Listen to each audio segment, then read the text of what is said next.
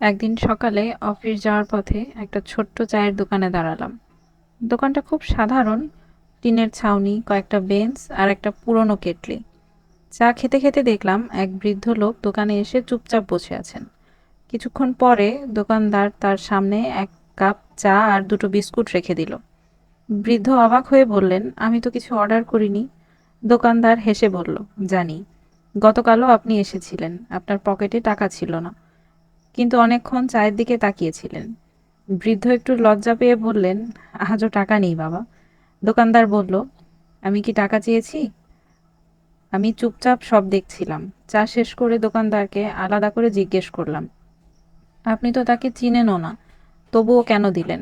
দোকানদার একটু হেসে বলল, কয়েক বছর আগে আমি এক শহরে নতুন এসেছিলাম। আমার কাছেও খাওয়ার টাকা ছিল না। তখন একজন অচেনা মানুষ আমাকে একবেলা খাইয়েছিল। তার নামও জানি না, শুধু মনে আছে তিনি বলেছিলেন, যেদিন সামর্থ্য হবে অন্য কাউকে সাহায্য করে দিও। আমি কিছু বলার ভাষা খুঁজে পেলাম না। সেদিন বুঝলাম, পৃথিবীটা এখনো ভালো মানুষের জন্যই সুন্দর। কারণ অনেক মানুষ আছে যারা প্রতিদান পাওয়ার জন্য নয়, শুধু মানুষের মুখে হাসি দেখার জন্য ভালো কাজ করে। একদিন এক লোক বাসে উঠল। ভাড়া 20 টাকা, কিন্তু পকেটে হাত দিয়ে দেখলো মানিব্যাগ নেই। সে খুব অস্বস্তিতে পড়ে গেল। কন্ট্রাক্টর ভাড়া চাইলে সে বলল, ভাই, মানিব্যাগটা মনে হয় হারিয়ে ফেলেছি। বাসের সবাই সন্দেহের চোখে তাকাতে লাগলো। তখন পিছনের সিটে বসা এক স্কুল ছাত্র উঠে এসে বলল, আঙ্কেল, আমি ভাড়া দিয়ে দিচ্ছি। লোকটি অনেক না করলেও ছেলেটি জোর করে 20 টাকা দিয়ে দিল। প্রায় 15 বছর পর সেই ছেলেটি চাকরির ইন্টারভিউ দিতে গেল। ইন্টারভিউ বোর্ডের চেয়ারম্যান তার সিভি দেখে হঠাৎ জিজ্ঞেস করলেন, তুমি কি কোনোদিন কাউকে বাস ভাড়া দিয়েছিলে? ছেলেটি অবাক হয়ে বলল, হ্যাঁ, অনেক বছর আগে একজনকে 20 টাকা দিয়েছিলাম। চেয়ারম্যান হেসে বললেন, সেই লোকটি আমি।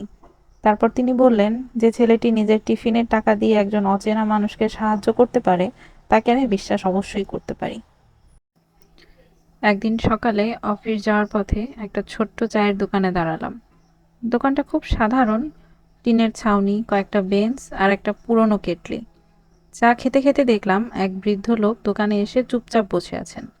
কিছুক্ষণ পরে দোকানদার তার সামনে এক কাপ চা আর দুটো বিস্কুট রেখে দিল। বৃদ্ধ অবাক হয়ে বললেন, আমি তো কিছু অর্ডার করিনি। দোকানদার হেসে বলল, জানি, গতকালও আপনি এসেছিলেন, আপনার পকেটে টাকা ছিল না, কিন্তু অনেকক্ষণ চায়ের দিকে তাকিয়েছিলেন। বৃদ্ধ একটু লজ্জা পেয়ে বললেন, আজও টাকা নেই বাবা। দোকানদার বলল, আমি কি টাকা চেয়েছি? আমি চুপচাপ সব দেখছিলাম। চা শেষ করে দোকানদারকে আলাদা করে জিজ্ঞেস করলাম, আপনি তো তাকে চিনেনও না, তবুও কেন দিলেন? দোকানদার একটু হেসে বলল,